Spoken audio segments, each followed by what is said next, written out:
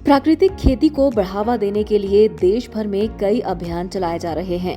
प्रदेश की धरती को भी रसायन मुक्त करने के लिए सरकारी व निजी स्तर पर अनेक प्रशिक्षण शिविरों का आयोजन किया जाता है। यही नहीं, लोग स्वयं भी प्राकृतिक खेती को चुनकर अपनी आर्थिकी को सुदृढ़ कर रहे हैं। ऐसी ही एक मिसाल कायम की है सिरमौर जिला के पांवटा साहिब के रहने वाले एक किसान दंपति ने। पांवटा साहिब के निहालगढ़ के रहने वाले रंजीत सिंह और जसविंदर कौर ने अपने 4 बीघा खेत को बागीचे में बदलकर प्राकृतिक खेती से अनेक प्रकार के फल उगाए हैं और कई फसलें तैयार की हैं। अपने खेतों में उगाए गए पपीता, नींबू व अन्य फलों को ये दंपति पांवटा साहिब गुरुद्वारे के समीप कैनोपी लगाकर विक्रय भी कर रहे हैं। इसके अलावा तैयार उत्पादों का अचार और गन्ने से बनी शक्कर से भी अच्छी आमदनी कमा रहे हैं। रंजीत सिंह ने बताया कि पहले वे रासायनिक ढंग से खेती किया करते थे, जिसमें लागत तो अधिक आती ही थी, साथ ही जमीन को भी नुकसान पहुंच रहा था। उन्होंने कहा कि पिछले 3-4 वर्षों से प्राकृतिक खेती से उन्हें बेहतर परिणाम देखने को मिले हैं। मैं 3 साल से प्राकृतिक खेती कर रहा हूँ। उससे पहले मैं रासायनिक खेती करता था और मैंने इसमें देखा कि जो हमारे रासायनिक खेती जब मैं कर रहा था उसमें बड़े भारी खर्च था, और जब से मैं प्राकृतिक खेती कर रहा हूँ मेरा कोई भी खर्च नहीं है।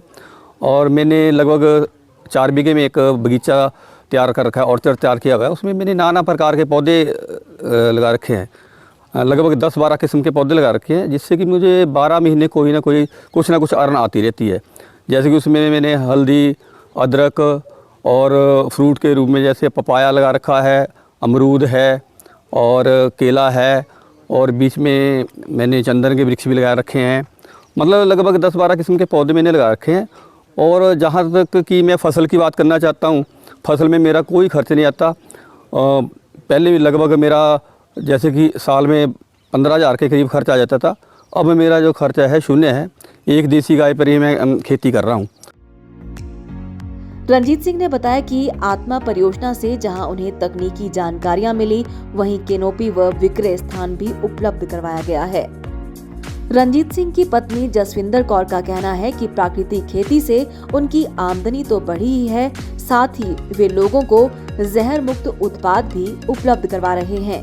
उन्होंने कहा कि रासायनिक से प्राकृतिक में बदली गई खेती से उपज की मात्रा और गुणवत्ता दोनों में वृद्धि हुई है। गेहूं लगानी, मक्की लगानी और धान लगाना, यही होता था कि यही फसलें होती हैं शायद।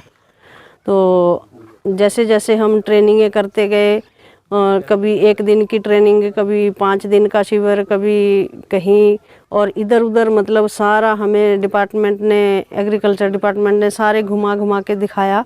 औरों के जो बगीचे खेत देख देख के हमें थोड़ा आया उसमें कि दिमाग में कि हम भी कर सकते हैं, जब ये लोग कर सकते हैं तो हम क्यों नहीं कर सकते। आत्मा परियोजना के प्रोजेक्ट निदेशक साहिब सिंह का कहना है कि किसानों को प्राकृतिक खेती से जोड़ने के लिए गाय गौशाला का फर्श बनाने और संसाधन गृह निर्माण के लिए सब्सिडी दी जाती है। यहाँ पे हमने एक मॉडल तैयार करवाया। 2019 अप्रैल के बाद इन्होंने ये खेती स्टार्ट की। इससे पहले भी ये करते थे, लेकिन शिफ्ट होने के बाद इन्होंने नया एरिया लिया यहाँ पे। 2000 जो अभी हम बगीचा और ये इनका फील्ड देख के आए हैं, इस बगीचे में इन्होंने 2019 में ये प्लांटेशन की थी और मल्टी लेयर फार्मिंग इन्होंने स्टार्ट कर रखी है।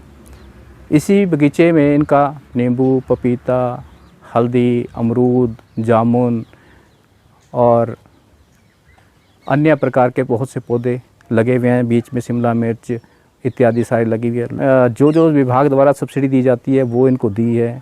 गाय के लिए दिया है, काऊ शेड लाइनिंग का दिया है, संसाधन भंडार के लिए दिया है। पांवटा साहिब के ये किसान दंपति प्राकृतिक खेती से अपनी आर्थिकी को मजबूत बनाने के साथ साथ लोगों को जहर मुक्त उत्पादन उपलब्ध करवा रहे हैं और अन्य किसानों को भी प्रेरणा दे रहे हैं। डीडी न्यूज के लिए नाहन से जितेंद्र ठाकुर की रिपोर्ट।